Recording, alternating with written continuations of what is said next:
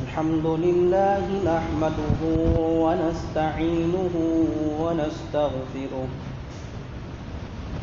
ونؤمن به ونتوكل عليه ونعوذ بالله من شرور أنفسنا ومن سيئات أعمالنا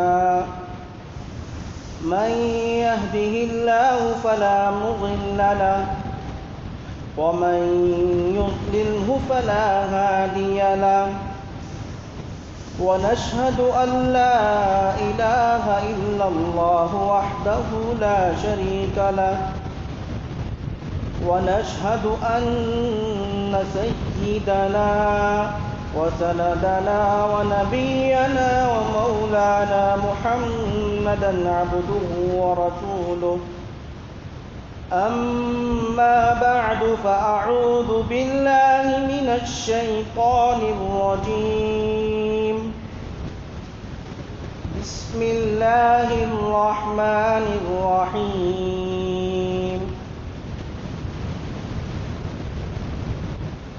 يا أيها الناس إنا خلقناكم من أزواج صدق الله العظيم وقال قائل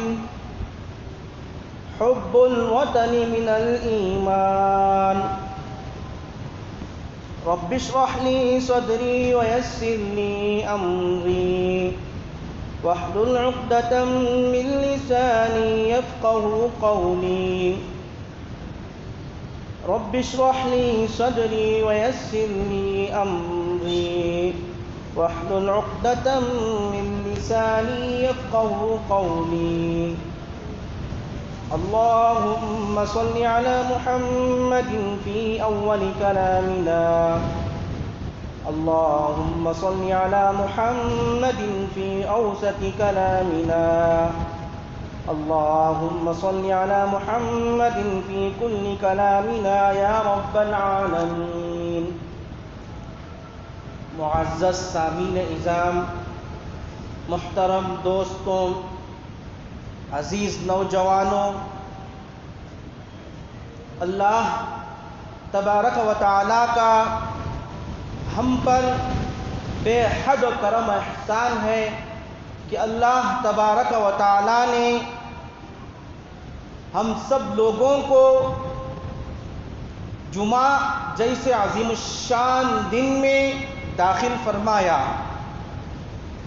اور مزید برآں جمعے کا دن ایک ایسا دن ہے جو سارے دنوں کا سردار کہلاتا ہے.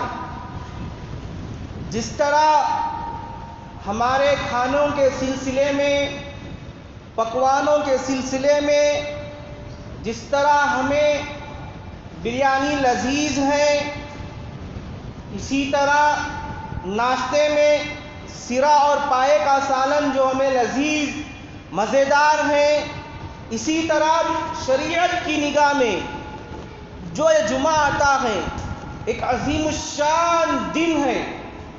اور اللہ تبارک و تعالی قرآن مجید میں ارشاد فرمایا یا ایھا الذین آمنوا اذا نودی للصلاۃ من یوم الجمعہ، جب جمعہ ہوتا ہے ایمان والا بندہ کلمہ لا الہ الا اللہ محمد الرسول اللہ صلی اللہ علیہ وسلم کا اقرار کرنے والا بندہ گویا جمعرات کے دن سے ہی جمعے کی تیاری میں لگ جاتا ہے. کیوں؟ اس دن کا احترام کیا جاتا ہے. صبح سویرے پانی نہاتا ہے، غسل کرتا ہے، سرما لگاتا ہے، عطر لگاتا ہے اور مسجد میں آتا ہے نماز ادا کرنے کے لیے. یہ جو جمعہ ہمیں ملا ہے دوستوں، جو ہماری عیدین ہیں، بقرعید ہے اور رمضان المبارک کی عید عید الفطر، تاریخ کی کتابوں میں لکھا ہے اور ہم نے علماء کرام سے کہتے ہوئے سنا ہے، عید الفطر اور عید الاضحیٰ سے بڑھ کر یہ جمعہ کا دن ہے۔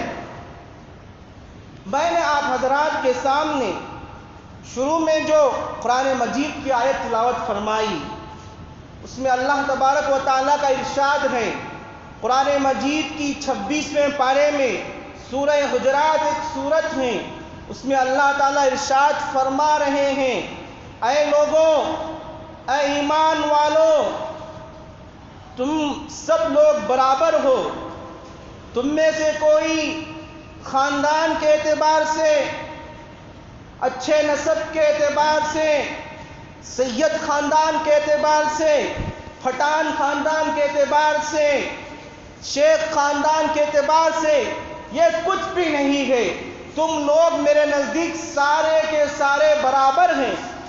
یہ جو تمہیں دیا گیا ہے، وَجَعَلْنَاكُمْ شُعُوبًا وَقَبَائِلَ لِتَعَارَفُوا، ہم نے جو تم کو، کسی کو سید کا لقب دیا ہے، کسی کو جو پہچانا جاتا ہے، پٹھان سے پہچانا جاتا ہے، شیخ سے جو پہچانا جاتا ہے، بس تم لوگوں کو آپس میں معلوم کرنے کے لیے، پہچاننے کے لیے، اور اللہ کے نزدیک اور ہمارے عام لوگوں میں بات مشہور ہے، سید خاندان کے اعتبار سے بہت بڑا مشہور نسب والا ہے۔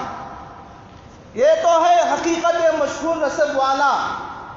یہ مشہور نسب والا اس وقت ہوگا جب اللہ تعالیٰ کے حکم و نواہی، نبی صلی اللہ علیہ وسلم کے طریقے، اللہ تبارک و تعالیٰ کے جو احکامات ہیں، نبی صلی اللہ علیہ وسلم کی جو سنتیں ہیں، اس سنتوں پر جب بندہ چلتا ہے، اس وقت اس کا سید کا مرتبہ بڑا رہتا ہے۔ اگر کوئی سید ہے، وہ یہ سمجھتا ہے کہ میں نماز نہیں پڑھوں گا، میں تلاوت نہیں کروں گا، زکوٰۃ نہیں دوں گا، روزے نہیں رکھوں گا، اچھے کام نہیں کروں گا، خیر کے کام نہیں کروں گا، نیکی کے کام نہیں کروں گا، اس کا سید ہونے سے کوئی فائدہ نہیں۔ اور ایک میں نے ایک عقل مند کا قول نقل کیا، حب الوطن من الایمان، آپ جس وطن میں رہ رہے ہیں، جس ملک میں سانس لے رہے ہیں، اس ملک سے محبت کرنا ضروری ہے۔ کل 15 اگست یوم آزادی پورے ہندوستان میں منایا گیا، جگہ جگہ ترنگے لہرائے، جھنڈے لہرائے، مٹھائیاں تقسیم ہوئی، چاکلیٹ تقسیم ہوئے۔ یہ ملک کو جو یہ آزاد ہونے کا پروانہ ملا، اس کی جو اصل کامیابی ہے، اس ملک کے وطن کو آزاد کرانے کے لیے جو ہمارے بڑے لیڈران تھے، جو ہمارے اسلامی اعتبار سے اس ملک کے ہیرو تھے، یہود و نصارہ نے اس کے چہرے کو چھپا دیا، تاریخ کو مسخ کر دیا۔ ہمیں بس چند ناموں بتا دیا گیا، میں اس کی بھی تفصیل آپ کے سامنے رکھوں گا۔ یہ ملک اس وقت آزاد ہوا، ہمارے اکابر و اسلاف نے اپنی جانوں کا نذرانہ پیش کیا، بہت سی قربانیوں کا نذرانہ پیش کیا۔ ہم اس ملک میں جو سانس لے رہے ہیں، ہمارا یہ جمہوری ملک ہے۔ جمہوری ملک کا مطلب ہر آدمی کو، ہر چلنے والے کو، ہر سانس لینے والے کو، کیا مسلمان، کیا غیر مسلمان، کیا ہندو، کیا سکھ، کیا عیسائی، ہر ایک آدمی کو کھل کر بولنے کا اختیار ہے۔ جمہوری کا مطلب یہ ہے، اگر کوئی قانون نافذ ہوا، آپ جا کر کہہ سکتے ہیں یہ اس طرح نہیں ہونا چاہیے، کسی پر دباؤ پڑ رہا ہے، ہمارے مذہب میں دباؤ پڑ رہا ہے، آپ اس قانون کو نافذ نہ کیجیے۔ جمہوری کا مطلب یہ ہے، کیا ہم اس ملک میں آزادی سے سانس لے رہے ہیں یا نہیں؟ میڈیا بھی جنگ آزادی کے جو حالات ہیں، اس ملک کو آزاد کرانے کے لیے ان کی قید و بند کی سیرتیں لوگوں کے سامنے لے کر آتے ہیں، پیش کرتے ہیں، لیکن جو حقیقی تاریخ ہے، جو حقیقی داستان ہے، ان سے سارے ہمارے مسلم قوم ناواقف ہے، ناشناس ہے۔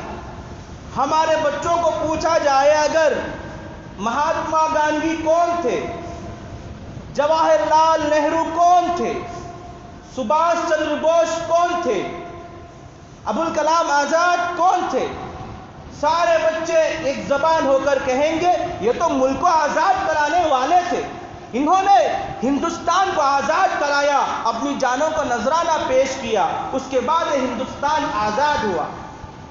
برخلاف اگر انہی بچوں سے سوال کیا جائے یا نوجوانوں سے سوال کیا جائے، ہمارے سامنے جو ایک تاریخ ہے دوستو، تاریخ کو بہت پھیرا گیا۔ مسلمانوں کی جو ہسٹری تھی، جو بادشاہ تھے ہماری، ان کی جو تاریخ تھی، ہمارے آنکھوں سے اس کو اوجھل کیا گیا۔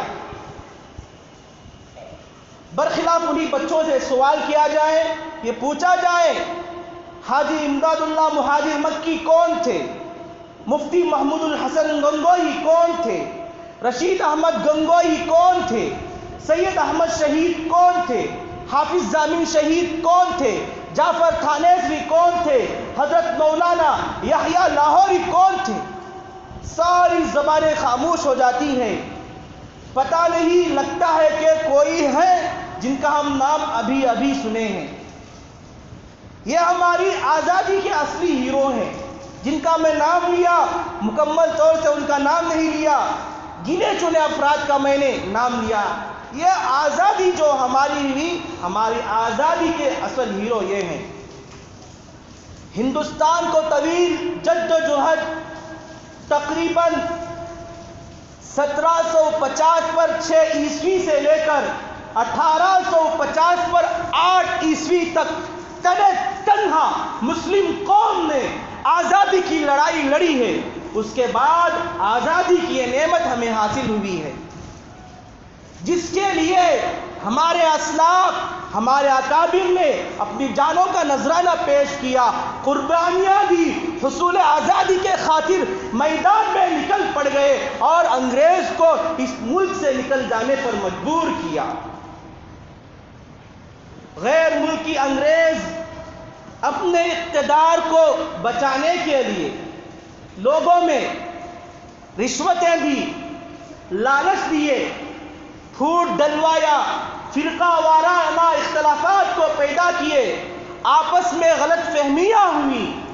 آخر کار ہندوستان میں ایک ایسا وقت بھی آیا، انگریز ہندوستان کے معصوم باشندوں کو ظلم و ستم کے پہاڑ توڑے گئے، کئی لاکھ مسلمانوں کو شہید کر دیا گیا، جن کے گھروں میں ہاتھی جھومتے تھے ان کو بھیک مانگنے پر مجبور کر دیا، شاہی خاندان کی بیگمات جو گھروں میں کھانا پکانے کی نوکری کرتی تھی ان کو بھی باہر بھیج دیا گیا۔ اس ہندوستان میں لوگوں پر ناحق گولیاں چلتی ہوئی ریلوں سے لوگوں کو باہر دھکیل دیا گیا۔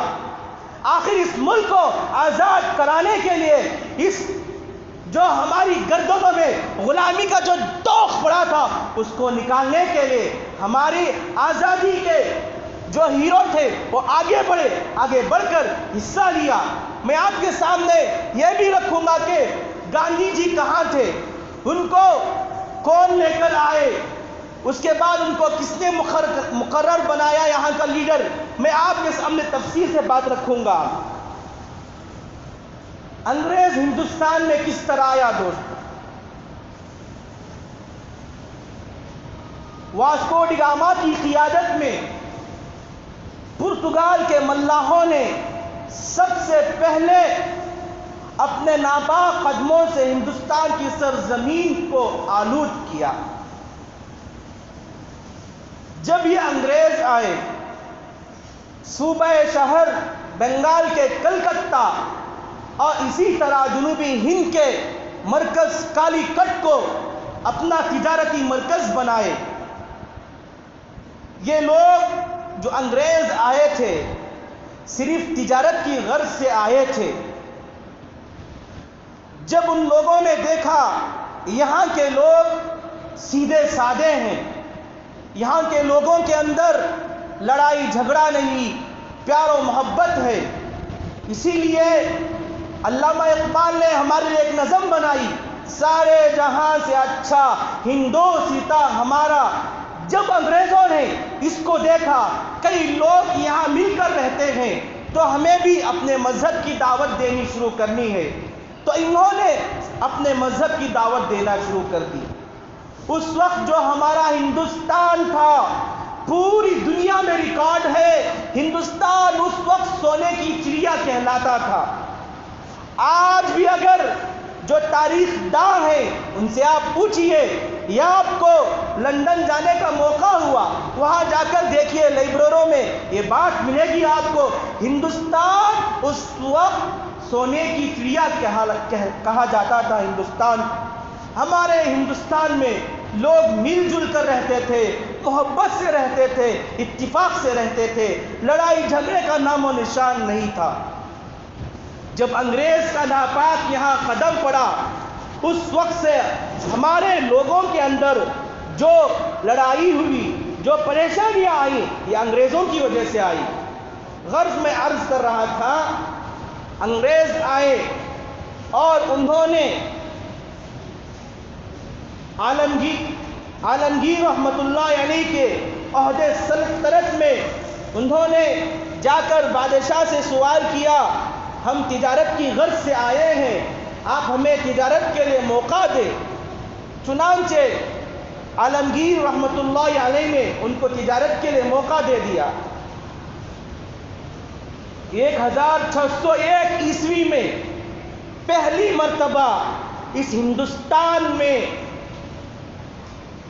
اس سے پہلے دوستوں انگلستان کے تاجروں نے ادھر متوجہ ہوئے، انہوں نے دیکھا کہ یہاں تجارت کے لیے بہت ذرائع ہیں، مالی وسعت کے لیے بہت ذرائع ہیں، تو انہوں نے 30,000 پاؤنڈ دے کر انگریزوں کو بھیجا۔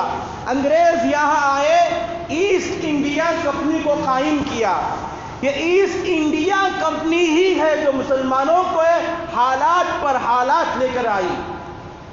انہوں نے اس کمپنی کا ایجاد کیا۔ اس کے بعد تقریباً 1612 عیسوی میں انہوں نے پھر جا کر بادشاہ سے درخواست کی ہماری تجارت کو آگے بڑھائیں۔ بادشاہ اس زمانے کے سیدھے سادے ہوتے تھے، انگریزوں کی باتوں میں نہ، انہوں نے سوچا کہ اچھے ہیں، ہماری ملک کو ان سے فائدہ ہو رہا ہے۔ انگریز نے جب بات چیت کی، بادشاہ نے قبول کر لیا۔ انہوں نے گجرات کے شہر سورت کو اپنا مرکزی تجارت بنایا۔ اس کے بعد بہت جلد ہی اس کی شاخیں برہان پور، آگرہ، اجمیر میں قائم کی۔ جب تک عالمگیر رحمت اللہ علیہ صحیح سالم تھے، ان کی انگریزوں کی جو نیت تھی، جو ان کا چلتا تھا، صرف تجارت کی کمپنی سے چلتا تھا۔ جب اورنگزیب رحمت اللہ علیہ کا انتقال ہوا، سارا جو انگریزوں کی نیت تھی تجارت کی، ان کی نیت میں کھوٹ آنے لگی۔ اس کے بعد دوسرے بادشاہ ہوئے سید احمد شاہ، 1750 پر 2 سے لے کر 1750 پر 8 تک ایسے حالات آئے جو بادشاہ کا نظام چل رہا تھا، اس نظام کو درہم برہم کر دیا گیا۔ مغلیہ سلطنت کا جو ایک طریقہ چل رہا تھا، جو ان کی حکومت چل رہی تھی، وہ پوری حکومت ستیہ ناش ہو گئی۔ اس کے بعد انگریزوں نے سید احمد شاہ کو بھی پیچھے کر دیا۔ اس کے بعد انگریز سب سے پہلے کلکتہ کو اپنا مضبوط قلعہ بنایا، یہ قلعہ بنا لیا۔ اس کے بعد دوستو سب سے پہلا شخص بنگال کا رہنے والا نواب سراج الدولہ یہ سوچا کہ اگر انگریز کے بڑھتے ہوئے قدم کو نہ روکا جائے، ان سے نہ کھینچا جائے، تو یہ ہو سکتا ہے کہ ایک نہ ایک دن پورا ملک ان کے حوالے ہو جائے گا۔ سب سے پہلے سراج الدولہ نے اپنے سپاہیوں سے مشورہ کیا، مشورہ کرنے کے بعد میدان پلاسی آج بھی کلکتہ میں موجود ہے، وہاں جنگ کے لیے گئے۔ لیکن دوستوں، میدان جنگ میں گئے، اگر میر جعفر صادق غداری نہ کرتا تو انگریز کو اس ملک سے دم دبا کر بھاگنا پڑتا، لیکن میر جعفر کی غداری کی وجہ سے سراج الدولہ کو شکست کا سامنا کرنا پڑا، ہار مارنی پڑی۔ جب میر جعفر نے اس کو شکست دے دیا، انگریزوں نے میر جعفر کے لیے انعام کے طور پر سارا بنگال کا اسے امیر بنا دیا، راجہ بنا دیا۔ چند دنوں کے لیے غداری کر کے یہ وزیر بنا تھا، چند دنوں کے بعد انگریز جان لیے، اس سے وہ عہدہ چھین لیے اور چھین کر بھیج دیے۔ دوستوں، اس کے بعد جو تاریخ آتی ہے، میں سمجھتا ہوں اپنی معمولی سی ذہانت کے اعتبار سے میں آپ کے سامنے کہہ رہا ہوں، جب تک حضرت ٹیپو سلطان حیدر علی باپ بیٹے کا تذکرہ نہ ہو، ہندوستان کی آزادی کی جو لڑائی لڑی ہے نامکمل ہے۔ حضرت ٹیپو سلطان شہید رحمت اللہ علیہ کہاں پیدا ہوئے؟ یہ ہمارے اکابر و اسلاف ہیں۔ دوستوں، آج میڈیا والے، آج دنیا والے ہمارے اکابرین کے جو ایمانی طاقت تھے، ایمانی قوت تھے، ان کا طریقہ کیسا تھا، ان کے نماز پڑھنے کا، روزے رکھنے کا جو طریقہ تھا، ہم اس کو دور کر رہے ہیں اور جھوٹ ہمارے سامنے رکھ رہے ہیں۔ حضرت ٹیپو سلطان شہید رحمت اللہ علیہ، ان کے باپ حضرت حیدر علی، بہت سالوں تک ان کو اولاد نہیں ہوئی۔ بعد میں حیدر علی نے آرکاٹ گئے، ویلور ہے، چنئی سے پہلے ویلور آتا ہے، ویلور کے اندر ایک قصبہ ہے آرکاٹ کے نام سے، وہاں جا کر جو اس زمانے میں ایک ولی تھے، ان سے دعا کی درخواست کرائی، بہت سال ہو گئے مجھے اولاد نہیں ہوئی۔ جب انہوں نے اللہ والوں کا تعلق ہوتا ہے، انہوں نے اللہ سے دعا کی، اس کے بعد ٹیپو سلطان کی پیدائش ہوئی۔ ٹیپو سلطان کی پیدائش دیونہلّی کے شہر میں پیدا ہوئی، جو آج انٹرنیشنل ایئرپورٹ ہے، وہاں حضرت ٹیپو کا ایک قلعہ ہے، وہاں پیدا ہوئے۔ آج بھی وہاں ایک گورنمنٹ والے ایک چھوٹا سا سرکل بنائے ہوئے ہیں، وہاں لکھا ہوا ہے، اردو میں بھی لکھا ہے، فارسی میں بھی لکھا، کیونکہ اس زمانے میں زیادہ فارسی چل رہی تھی، فارسی میں بھی لکھا ہے، انگلش میں بھی لکھا ہے کہ یہاں حضرت ٹیپو پیدا ہوئے۔ میں جب وہاں گیا دیکھنے کے لیے، اللہ اکبر، ہمارے اولیاء کا تعلق اللہ سے کیسا تھا دوستوں، بڑا ایک قلعہ بنے ہیں پتھروں کا، وہ پتھر پر حضرت ٹیپو نے اپنے اس زمانے کے ایک دوست سے کہا، اگر میں چاہوں تو اس پتھر کو اندر کر سکتا ہوں۔ انہوں نے حضرت ٹیپو کی بات کو ہنس کر ٹال دیا۔ حضرت ٹیپو نے جب پتھر پر انگلی رکھی، شہادت کی انگلی، اتنا پتھر کا حصہ اندر چلا گیا۔ ہمیں سمجھنے کے لیے مرکل کا آٹا لے لیجئے یا گیہوں کا آٹا لے لیجئے یا جامن جب ہم بناتے ہیں اس کا آٹا لے لیجئے، اس کے آٹے کے اوپر ہم ایسا شہادت کی انگلی پھیرتے ہیں، دباتے ہیں، دبانے سے جتنا آٹا اندر چلا جاتا ہے، اللہ تعالیٰ نے دنیا والوں کو دکھایا، جو کوئی میرے دین پر چلتا ہے، میرا احکامات پر چلتا ہے، میرے رسول کی زندگی کو تھامتا ہے، میرے رسول کی زندگی پر چلتا ہے، رسول کی سنتوں سے پیار کرتا ہے، عشق و محبت سے رسول کی سنتوں کو اپناتا ہے، تو اللہ اس کی لاز رکھ لیتے ہیں۔ حضرت ٹیپو نے جب پتھر پر انگلی رکھی، شہادت کی، تو اتنا اندر کا پتھر پورا اندر چلا گیا۔ اور اسی طرح ان کے دوست کو بتانے کے لیے ٹیپو سلطان نے یہ انگوٹھا رکھا، یہ انگوٹھا بھی اندر چلا گیا۔ آج بھی ہے دوستوں، جب آپ ایئرپورٹ جائیں گے، اگر آپ کے پاس وقت رہا ہے تو آپ جائیے، یہ قلعے کے اندر کا نہیں، قلعے کا جو باہر کا حصہ ہے اس میں نشان موجود ہے، اب جا کر دیکھیں، پتہ چلے گا ہمارے اکابر و اسلاف کیسے تھے۔ مفکر اسلام حضرت مولانا ابو الحسن علی ندوی رحمۃ اللہ علیہ نے کہا، ہندوستان کا پہلا باشندہ وہ میسور میں رہنے والا جس کو یہ فکر ہوئی کہ انگریز کے بڑھتے ہوئے ناپاک قدم کو نہ روکا جائے تو ایک ایک ریاست کر کے، ایک ایک صوبہ کر کے سارا ہندوستان کو قبضہ کر لے گا، تو سب سے پہلے ٹیپو سلطان شہید رحمۃ اللہ علیہ نے، آج ہمارے سامنے جو ٹیپو سلطان شہید رحمۃ اللہ علیہ کی تصویر آتی ہے دوستو، یہ بھی غلط ہے۔ ٹیپو سلطان شہید رحمۃ اللہ علیہ ایک متقی، نماز پڑھنے والا، پرہیزگار تھا، اس کی داڑھی پر، اس کے چہرے پر سنت نبی سجی ہوئی تھی۔ آج بھی میسور کے اندر مسجد اعلیٰ ہے سرنگا پٹنم میں، جب حضرت ٹیپو، آپ دیکھیں ہمارے اکابرین کی تاریخ کو پڑھ کر دیکھیں، آپ کا ایمان تازہ ہوگا، آپ کو بھی نیکی کی طرف رغبت ہوگی۔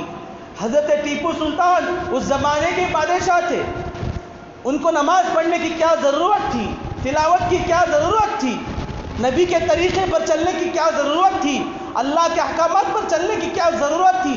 بادشاہ ہے، آرام سے جو چاہے کر سکتا ہے، لیکن ان کو بھی پتا تھا میں تو بادشاہ ہوں، بادشاہ سے بڑھ کر کوئی ذات ہے، اس کے احکامات کو بجا لانا ہے۔ حضرت ٹیپو سلطان شہید رحمۃ اللہ علیہ 5 وقت کی نماز پڑھتے تھے دوستو۔ حضرت ٹیپو فجر، تہجد کی نماز بھی پڑھا کرتے تھے۔ جب حضرت ٹیپو سلطان شہید رحمۃ اللہ علیہ مسجد اعلیٰ کو تعمیر کیے تو اعلان کیا ہے کوئی ایسا شخص جس نے بالغ ہونے سے لے کر اب تک جو باحیات ہے فجر کی نماز نہ پڑھی ہو، مطلب فجر کی نماز قضا نہ کی ہو، ایسا آدمی بالغ ہونے کے بعد سے لے کر اب تک فجر کی نماز قضا نہ کی ہو، وہ سامنے آ کر مسجد اعلیٰ کا افتتاح کرے۔ مسجد نہیں بنی ہوئی تھی، حضرت افتتاح کے لیے لوگوں میں اعلان کیا، کوئی آدمی ایسا نہیں تھا کہ آ کر مسجد کی افتتاح کرے۔ حضرت نے کہا تم فجر کی نماز نہیں پڑھتے ہو، میں تہجد کی نماز پڑھتا ہوں۔ حالانکہ بادشاہ ہے دوستو، ہمارے جو اسلامی بادشاہ کی ہسٹری ہے، جو آج ہمارے بچوں کو جو کتابوں میں بتایا جا رہا ہے وہ بالکل جھوٹ بتایا جا رہا ہے۔ ہمارا اسلام کا جو چہرہ ہے یہود و نصارہ نے پہلا ہی قبضہ کر لیا۔ اسلام کے چہرے کو بدلنے کے لیے، ان کے دین کو قبضہ کرنے کے لیے لوگوں کے سامنے غلط سلط باتیں پیش کر رہے ہیں۔ حضرت ٹیپو سلطان شہید رحمۃ اللہ علیہ نماز پڑھائے، اعلان کیا میں تحدث بالنعمہ کے طور پر کہہ رہا ہوں، میں ایک فخر سے نہیں کہہ رہا ہوں، میں اللہ کا شکر ادا کرتے ہوئے کہہ رہا ہوں، جب سے میں بالغ ہوا میری تہجد کی نماز بھی قضا نہیں ہوئی۔ آج ہمارا کیا حال ہے دوستو؟ نماز ہم اچھے رہتے ہیں، تندرست رہتے ہیں، اس کے باوجود بھی نمازوں کا ہمارا حال کیا ہے؟ بلال کا نائب جب مسجد سے اذان کہتا ہے، گھر میں رہتے ہیں لیکن نماز کو نہیں آتے۔ آج ہمارا ایمان اتنا کمزور کیوں ہو گیا دوستو؟ ایمان کو مضبوط کرو۔ صحابہ کی مثال دی جاتی ہے، صحابہ کا ایمان پہاڑوں جیسا مضبوط تھا، اور تاریخ کی کتابوں میں یہ بات بھی لکھی ہے، پہاڑ اپنی جگہ سے ٹوٹ سکتا ہے، اس کے ریزے ہو کر بکھر سکتے ہیں، وہ ہوا میں اڑ سکتا ہے، لیکن صحابہ کے ایمان میں ذرہ برابر بھی کمی نہیں آتی، کمی نام ہی نہیں آتی تھی صحابہ کے ایمان میں۔ آج ہمارا ایمان جو ہمارے اکابرین کہتے ہیں، ہمارا ایمان کی مثال دیتے ہوئے، جس طرح تھرماکول ہے، ہم اس کو رگڑنے سے جس طرح اس کے فوارے نکلتے ہیں، اس کے جو پرزے نکلتے ہیں، آج ہمارا ایمان اتنا کمزور ہو گیا ہے دوستو۔ شروع زمانے میں جب آقا صلی اللہ علیہ وسلم لوگوں کو دعوت دیتے تھے، حضرت بلال کے حالات، حضرت صہیب رومی کے حالات، کتنا عیش کی زندگی گزارنے والے تھے صہیب رومی۔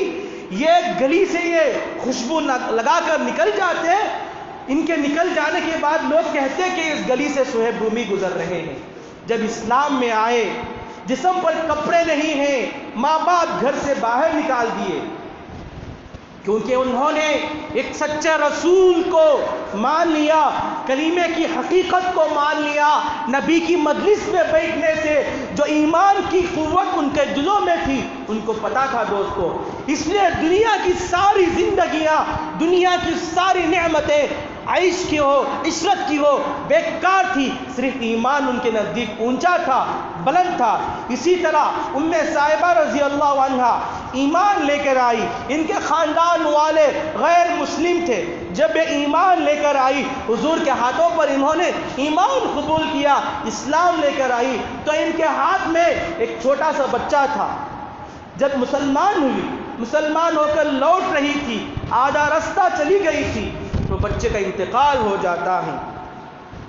انہوں نے اللہ سے کہا، اے اللہ، میری قوم کے رہنے والے، میرے خاندان والے، میری برادری والے غیر مسلم ہیں، اگر میں مسلمان ہو کر جاؤں، اس بچے کو لے کر جاؤں تو مجھے تانا دیں گے تو وہ مسلمان ہو گئی، تیرا ستیہ ناش ہو، تیرے مسلمان ہونے کی نحوست کی وجہ سے اس بچے کی جان چلی گئی۔ یہ دل بھی کہہ رہی تھی، 2 رکعت نماز پڑھ کے اللہ سے دعا کی۔ اللہ تبارک و تعالیٰ نے اس عورت کی آواز کو سنتے ہیں، اللہ کا عرش الہی ہل جاتا ہے، تو اللہ نے اس عورت کی آواز کو سننے کے بعد اس بچے کو زندہ کر دیتے ہیں۔ یہ تھے دوستو ہمارے ایمان والے بھائی، ہماری جو صحابہ کی ہسٹری ہے، صحابہ کے جو حالات ہیں، صحابہ کی جو زندگیاں ہیں، اسے پڑھتے رہنا چاہیے۔ آج کے اس زمانے میں جب کہ ہر طرف فرعونیت و دجالیت کا دورہ ہے، کوئی آدمی نہیں کہہ سکتا کہ میں نماز صحیح پڑھ رہا ہوں، میری تلاوت صحیح ہے۔ آپ نماز حضرت مولانا پیر ذوالفقار نقشبندی دامت برکاتہم العالیہ نے کہا، آج دنیا میں گناہ اتنا عام ہو گیا، اتنا عام ہو گیا، کوئی بندہ یہ نہیں کہہ سکتا کہ میں گناہ نہیں کرتا۔ جب بندہ، حضرت نے کہا، جب بندہ مسجد میں نماز پڑھنے آتا ہے، نماز پڑھ کر جب باہر نکلتا ہے، اس کی نظر غلط جگہ پر پڑتی ہے، جس کی وجہ سے جو یہ ایمان مسجد میں بنایا تھا، جو ایمان بنانے کے لیے جو اس نے نماز پڑھی تھی، تلاوت کی تھی، اللہ سے دعا مانگی تھی، اس کے اندر کمی آ جاتی ہے۔ آج گناہ عام ہو گیا ہے دوستوں، گناہ عام ہونا کوئی معمولی بات نہیں، گناہ عام ہو گیا، لیکن آپ اپنے ایمان کو بچانے کا سوچو دوستوں۔ اس دنیا میں آئے ہیں، مختصر سی زندگی، یہ دنیا کسی کے کام نہیں آئے گی۔ آپ کی اولاد، آپ کے بچے، آپ کی بیویاں آپ کے کچھ کام نہیں آئیں گی۔ ہے شریعت کے اعتبار سے بچوں کو بھی دیکھا جائے، بیوی کو بھی دیکھا جائے، گھر کا خرچہ بھی ادا کیا جائے، اس کے رہتے ہوئے ساتھ ساتھ اپنی آخرت کو سنوارنا ہے۔ آخرت کو سنوارنے کے لیے آپ کو نماز پڑھنا ہوگا، تلاوت کرنا ہوگا، نبی صلی اللہ علیہ وسلم کی جو پیاری پیاری سنتیں ہیں اسے جان کر اپنی زندگی میں لانا ہوگا دوستو۔ اگر ہمارے اندر نماز نہیں، تلاوت نہیں، روزہ نہیں، جب میں اور آپ جنازے کے گہوارے میں سو رہے ہوں گے، تھوڑی دیر چلنے کے بعد پتہ لگے گا مسجد میں ایک مرتبہ سبحان اللہ کہنے سے اللہ کتنا ثواب عطا کریں گے، نماز پڑھنے سے اللہ کتنا ثواب دیں گے، تلاوت کرنے سے، نیک کام کرنے سے، اس وقت پتہ چلے گا۔ اس سے پہلے دوستو آپ کے پاس وقت ہے، آپ کوئی اجنبی لوگ نہیں، ہمارے سامنے قرآن شریف موجود ہے، نبی کی زندگی موجود ہے، صحابہ کی زندگی موجود ہے، صحابہ نے کس طرح مصیبتیں جھیلنے کے بعد اپنے ایمان کو مضبوط کیا۔ ایک وقت تھا جو سارا مکہ میرے اور آپ کے آقا ساقی کوثر، شافی محشر، تاجدار بطحہ، احمد مجتبیٰ محمد عربی صلی اللہ علیہ وسلم کو باہر نکال دیا تھا۔ جب انہوں نے نبی صلی اللہ علیہ وسلم نے دین کی محنت کی، لوگوں کے پاس گئے، دین کی باتیں بتائی، ایک وقت ایسا آیا سارے لوگ آپ سے ڈر کر بھاگنے لگے۔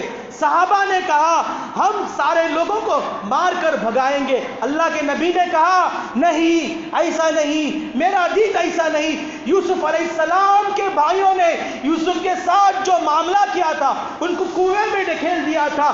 جب یوسف علیہ السلام نے اللہ کے حکم سے بادشاہ ہوئے، جب ان کے بھائی ان کے پاس آئے تو حضرت یوسف ان سے بدلہ لینے کے بجائے، انتقام لینے کے بجائے ان کو معاف کر دیا۔ اللہ کے نبی نے اعلان کیا نہیں، مکے میں جو مجھے ستایا گیا، جو دین کے خاطر مجھے ڈرایا گیا، دھمکایا گیا، میرے صحابہ کو ستایا گیا، جب یہ فتح مکہ ہوا، اللہ کے نبی نے اعلان کیا جاؤ، جو کوئی ابو سفیان کے گھر جائے اسے آزادی کا پروانہ مل گیا، جو کوئی خانہ کعبہ میں آ جائے اسے آزادی کا پروانہ مل گیا۔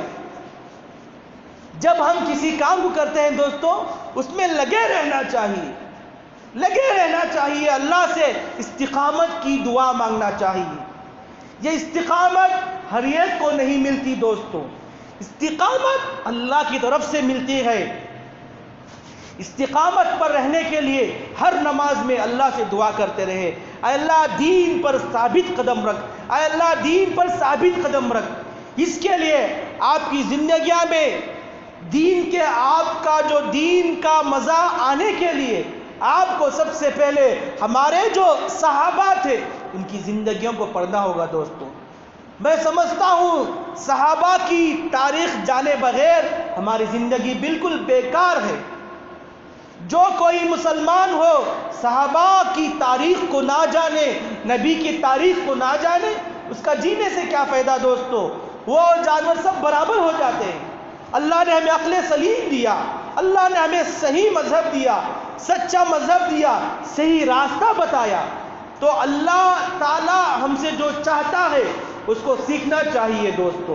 میں عرض کر رہا تھا حضرت ٹیپو سلطان شہید رحمت اللہ علیہ، انہوں نے سوچا کہ اگر انگریز کو اسی طرح چھوڑ دیا جائے، ایک ایک صوبہ کر کے، ایک ایک ریاست کر کے ہضم کر لیں گے اور آخرکار پورا ہندوستان ان کا ہو جائے گا۔ تو حضرت ٹیپو سلطان شہید رحمت اللہ علیہ نے لوگوں سے مشورہ کیا، جو سپاہی تھے ان سے مشورہ کیا، باپ اور بیٹے حیدر علی اور ٹیپو سلطان شہید رحمت اللہ علیہ انگریزوں سے 4 جنگیں لڑی۔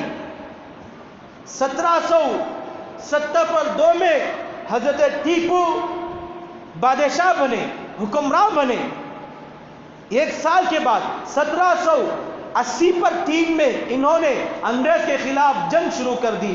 اللہ کا کرنا ایسا ہوا، پہلے جنگ میں ہی اللہ تبارک و تعالیٰ نے حضرت ٹیپو کو کامیابی کا پروانہ دے دیا۔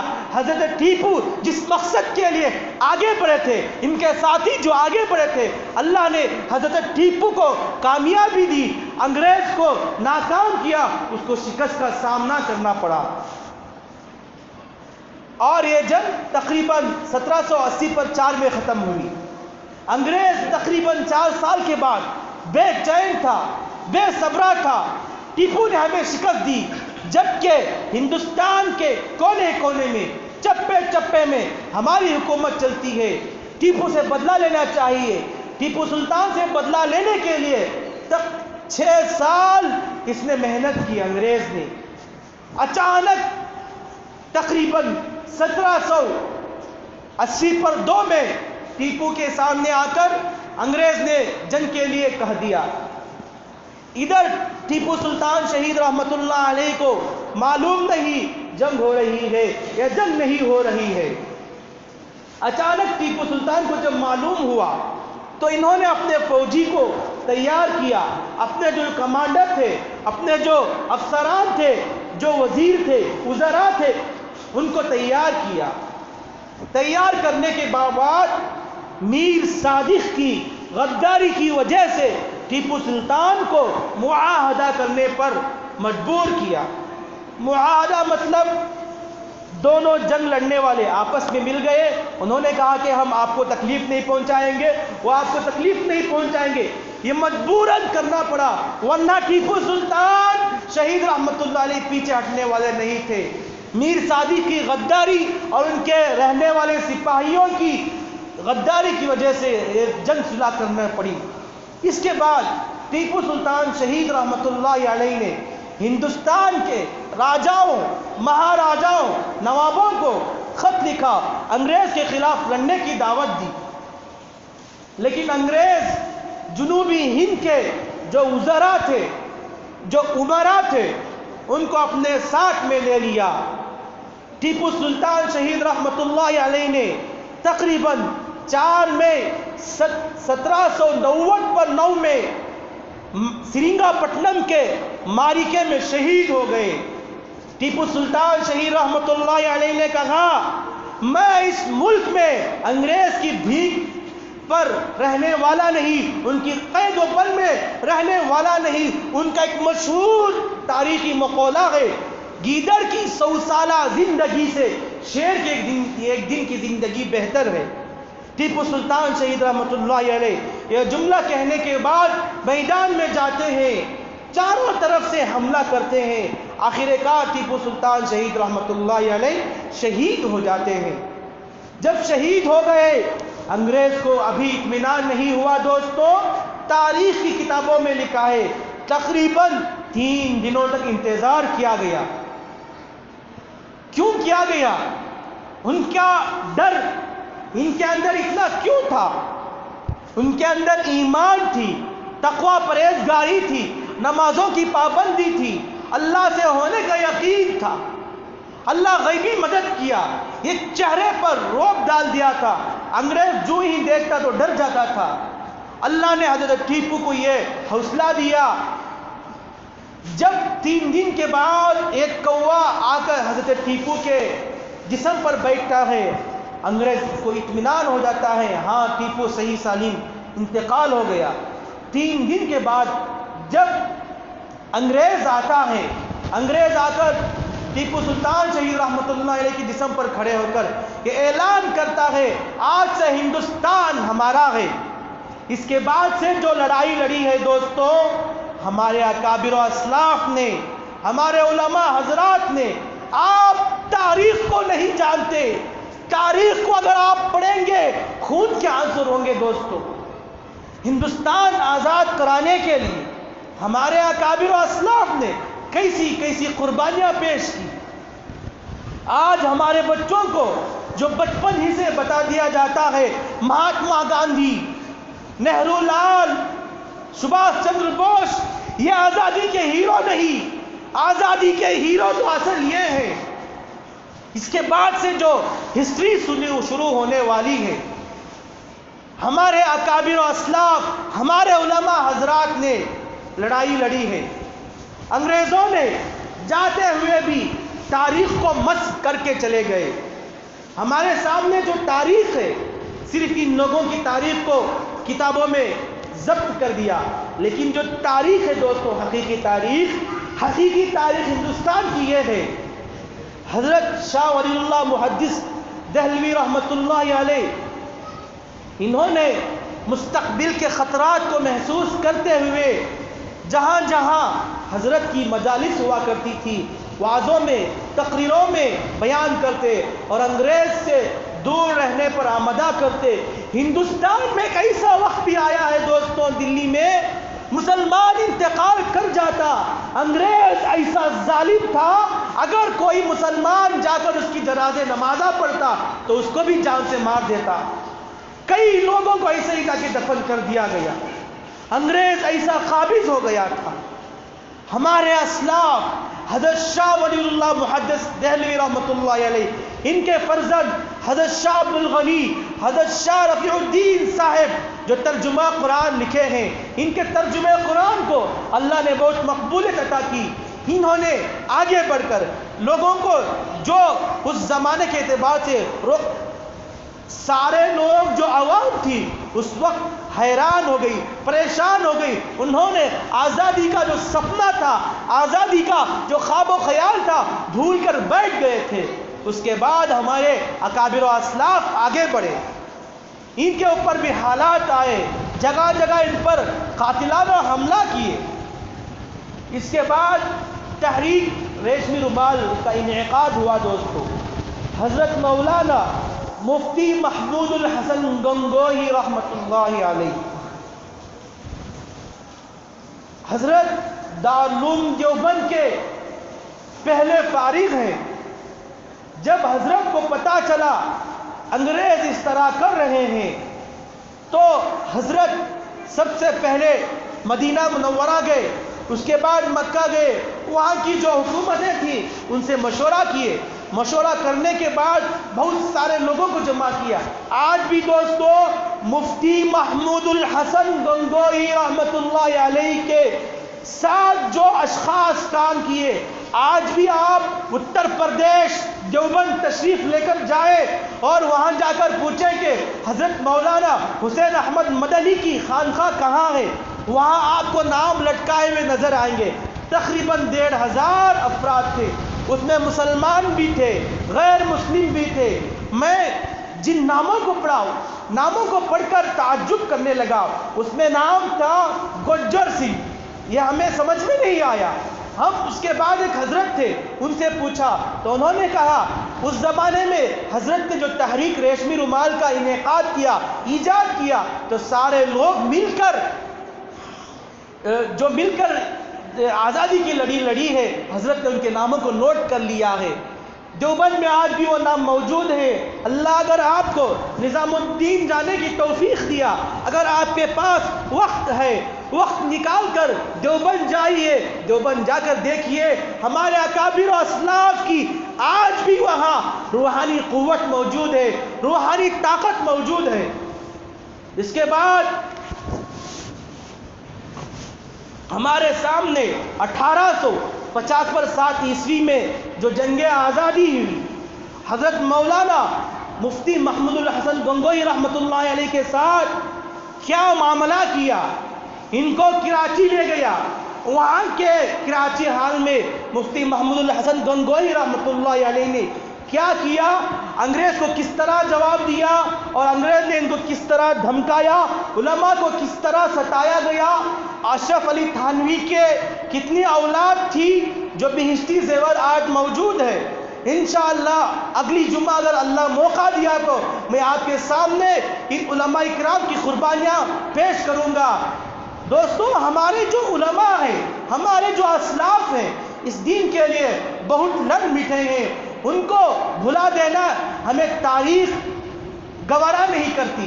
ان کی تاریخ کو پڑھیے، اگر آپ تاریخ نہیں جانتے، جو جاننے والے حضرات ہیں ان سے جا کر پوچھئے، آپ کو پتہ چلے گا۔ سبھاش چندر بوس جتنی آزادی کی لڑی لڑے تھے، مہاتما گاندھی جو آزادی کی لڑی تھے، ان سے زیادہ ہمارے اسلاف، ہمارے اکابر، شاہ اورنگزیب سراج الدولہ نے بھی برابری کا حصہ لیا۔ میں نے شروع میں بتایا تقریباً 1750 پر 7 سے لے کر 1850 پر 8 تک تنہا مسلم قوم نے ہندوستان کی آزادی لڑی ہے۔